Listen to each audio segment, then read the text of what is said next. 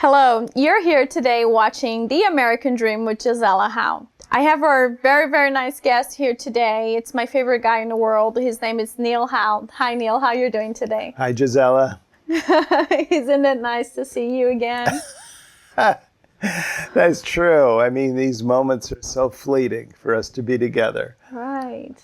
So Neil, the reason why I brought you to this show is because you're an expert in history. So this show, it's nothing more than talking about the history and how it have changed people's lives and how we are going with the American dream throughout history all the way to the future. So in your opinion, how do you see that the American dream used to be? Well, you know, the American dream is an interesting concept. We all feel we understand it intuitively, right? That's it means being all you can be, attaining whatever goal you have set for yourself. And it's interesting because it's regenerated every new generation, right? Every new generation comes up with this wholly new American dream. But it does have a history, this idea, naturally. I would tell you that.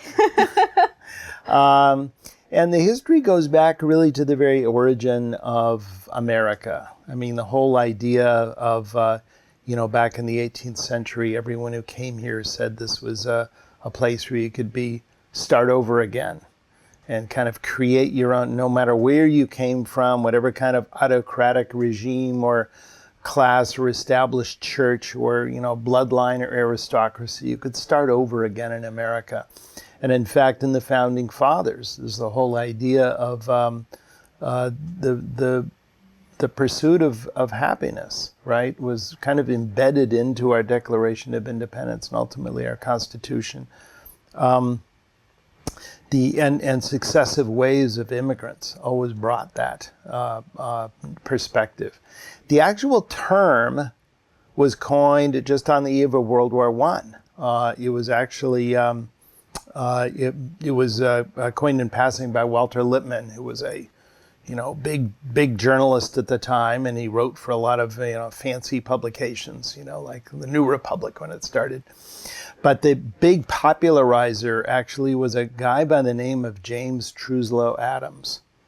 Now, he was not a member of the big Adams family, whether John Adams and John Quincy Adams and all of his, they were all ambassadors and diplomats. But he did write a book on the Adams family. And he actually started the book by saying, I'm going to write a book about this famous Adams family, of which I am not part of. He just happened to be named Adams. But anyway, James Truslow Adams, he wrote a book that was published in 1931. It's called The Epic of America. And he talks about the American dream. He describes it. And he says it's what every new generation wants to become. And every individual in that generation wants to become. Now, as people have discussed the American dream, you think of it variously as one idea of the American dream historically has been the idea of just abundance, right? Just washing machines and houses and a higher standard of living and in the 1930s we became very expert at measuring GDP and living standards and per capita income. And so we actually got to measure this. So, how much we're attaining now it. We have data. We have data to measure it. So that's one idea. I think another idea is the idea of participation in a republic of virtue, the idea of democracy, sort of a more political idea, that we would all be able to participate as equals and form our own community. John Winthrop, who came to America in the 1630s, founded the community in Boston, the Puritans, right? He talked about a city on a hill, and that was much more the political aspect, right? Not so much abundance. The Puritans probably, claim not to want abundance. That was kind of a sinful thing. But the idea of a community of virtue. I think another idea, the American dream, is this idea of libertarian free choice. You can do anything the hell you want in this country, right? And that became a big deal during the Jacksonian era, during the 1820s and 1830s. You know, I always say Andrew Jackson brought two big things to America: bankruptcy laws and divorce laws. It is still up to any man could just say, to hell with it. I'm going to move to the next valley, get rid of all my... Let's get a divorce, file bankruptcy, and start over. And move on. You know, I'll move on. I'll join the gold rush out to San Francisco. You know, I'll do anything. So that's another idea of the American dream: free choice, just even the pursuit of novelty. But here's the point, and this is actually something that James Truesdell Adams talks about in his book. He said there are two kinds of education we need. We need education to teach us how to get a living, how to get what we want. We need a completely different kind of education to teach us what should we want to be.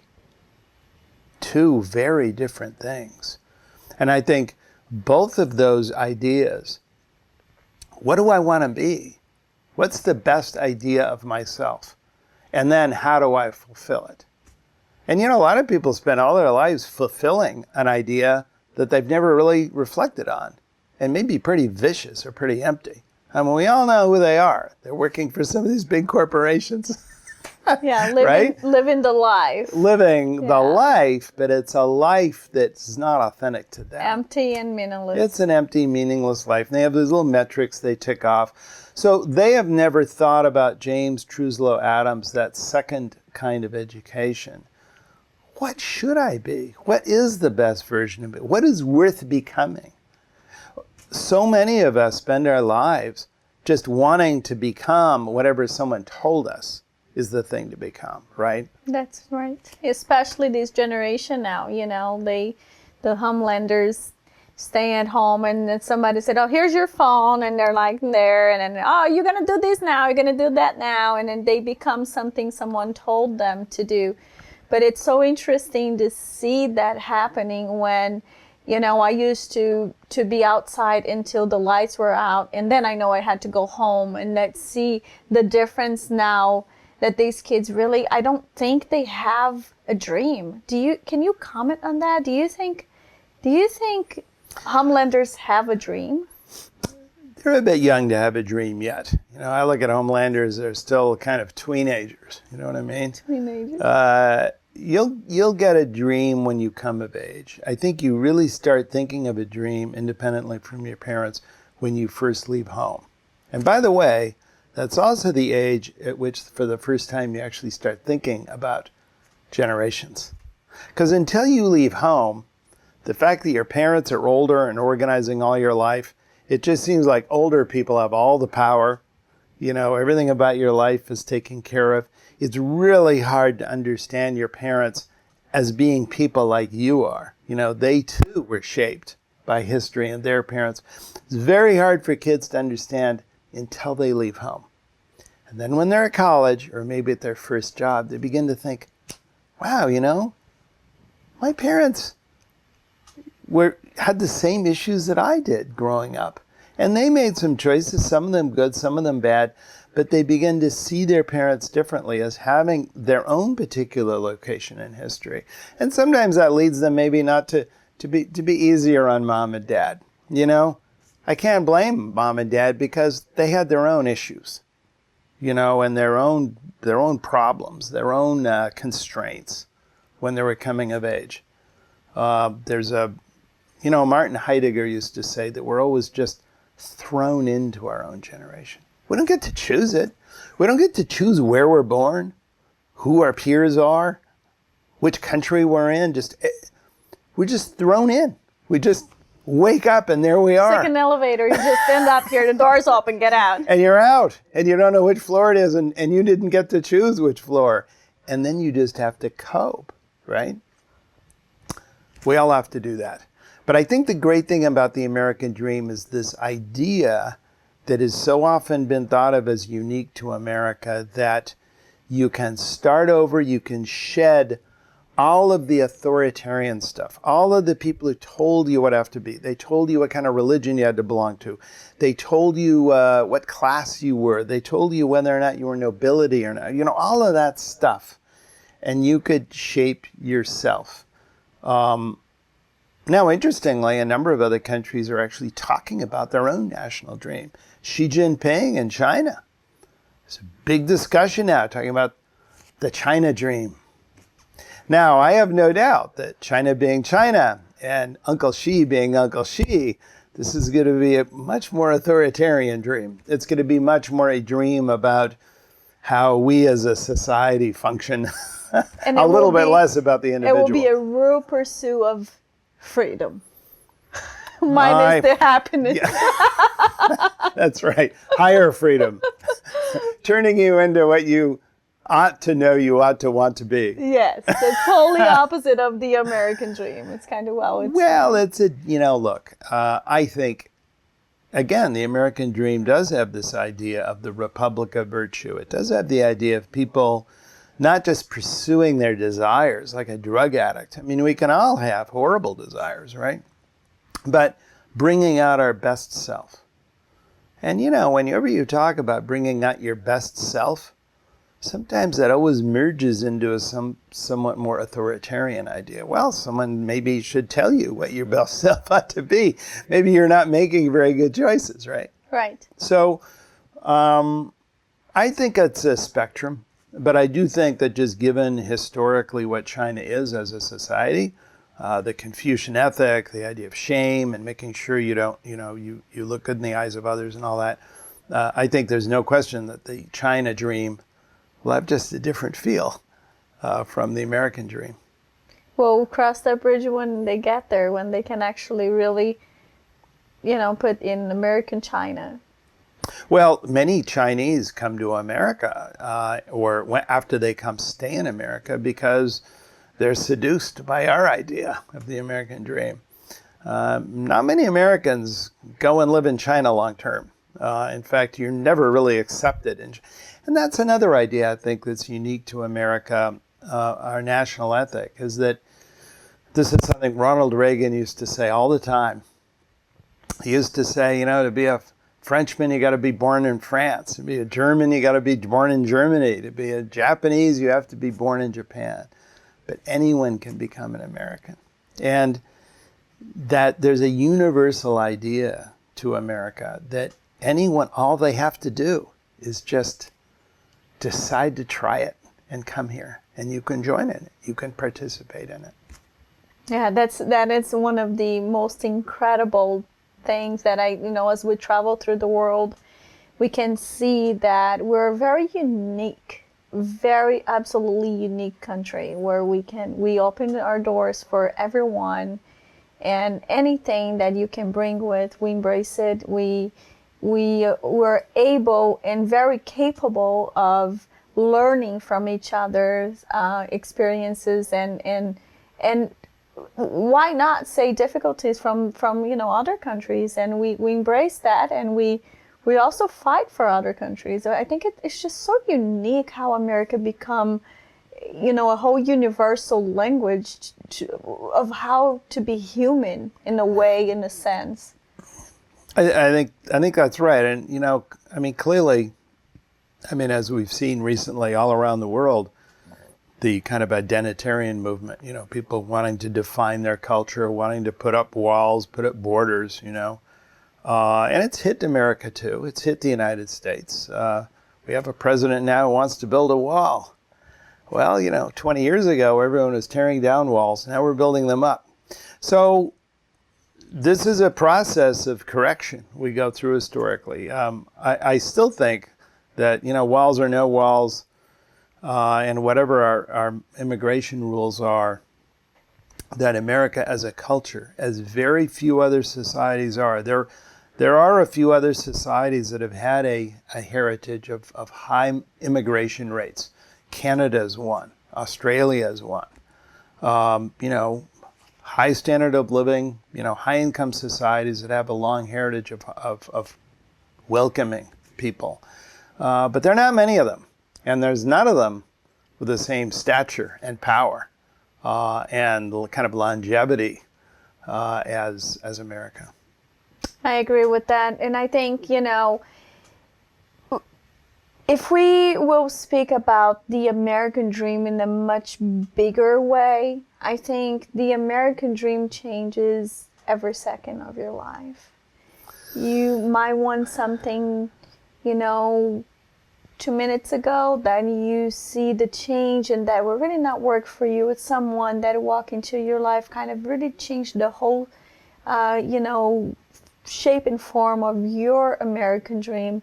And I see this in young kids these days. They start going to college thinking this is what I'm going to do. They come into United States saying, I wanted to become this, and then they see the whole reality of how everything is evolving and everything it's changing so quickly with social media and so fast, and it's just changing too quickly. And can you tell me, in your opinion, what do you think social media has done in order to change, the views of the American dream, and not just that, but translate to the whole world? What does the American dream now look like with social media? Well, there are many aspects to social media. In general, I tend to think technology reflects the mood rather than the mood is shaped by technology. So I think pretty much social media is giving us what we want from it. And what we want from it today, at least what young people want from social media, is community. They want to belong. They want less privacy in their lives. They want more peer approval. And you can just see that as being a strong millennial trend, first wave to last. You certainly see it in this next generation. And that's not a good thing or a bad thing. It's a neutral thing. Anything can be taken to excess. Certainly, baby boomers, when they came of age, they didn't want anyone to know what they were doing. They didn't want anyone to. They wanted complete secrecy. Privacy. They wanted to live solo. They wanted to take all kinds of risks. I mean, in so many ways, that was a generation. They even create the Secret Service. Oh, they didn't create that. I think the Secret Service went a lot further than that. But this idea of a more public, less secretive life, where everyone knows what you're doing, is interesting. And I've often thought about it. We talked earlier about Andrew Jackson and just being able to start over again, right, which is such an important part of being an American. How do you start over again if your whole life's on Facebook and wherever you go, everyone already knows you? Delete. Well, you got to get off Facebook. And I think it may not be this generation. It may not be the one that's the kids now, but ultimately there will be a huge reaction against that. Certain generations rediscover privacy, individuality, and risk-taking. And we will come to that in time. I don't think this is an irreversible deal. I do think that there is a techlash of parents and schools, even young people themselves. Interestingly, over half of girls aged 12, 13, and 14 in middle schools admit that they're addicted to social media. They wish that they could actually get out of it, right? Just because you're choosing it doesn't mean you want it. Again, we go back to that problem of addiction. And so there is awareness, even of young people themselves, that we've been overdoing this. But it's so available, and especially in America, we have every single device that it's so affordable these days. So you see children from the age of 5 all the way until senior citizen on their iPads, iPhones. But as you get older, you're able to exercise, hopefully, some degree of self-discipline. And when you're a kid, you might have families that just have you park the phones. Or to have apps that actually shut down the phones at certain times. You have a lot of Gen X parents now who are very tech savvy. They know this technology. They know how it works. And a lot of them are worried about it. And I think that one reason why these fears are well grounded is because the most digitally protective parents in the country now are in Seattle, San Francisco Bay Area, and the greater Boston metropolitan area. And that's where you find Waldorf schools, that's where you find Montessori schools where the kids can't have any contact with digital. Why? Because their own parents work in that industry. Right. So this is actually one of the things that's aiding and abetting this tech backlash, is the public realization that the very leaders of the industry regard this thing as addictive and don't let their kids come near it. I think it was purposely made to become everyone in Facebook a need. and Google now, they're saying these things were designed that way. In fact, Facebook actually had people who worked with the designers of Candy Crush and slot machine games. And so what you need is a little bit of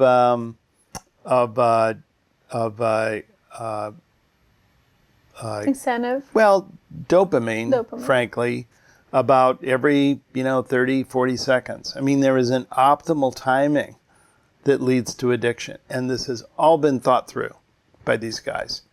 Their bottom line depends on it. Their bottom line, their advertising dollars, depends upon people actually having eyeball time with that thing. So it's come on. I mean, when you're rewarded by what you measure, and what they're measuring is FaceTime on the stuff, and so of course that's what they're pursuing. But we're at fault in some ways more than the companies, because it's people.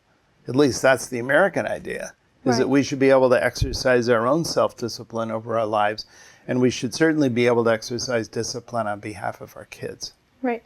Where do you think Americans going as far as the American dream? There will always be an American dream, but I do think we have some big challenges now to it, particularly with regard to the idea of abundance.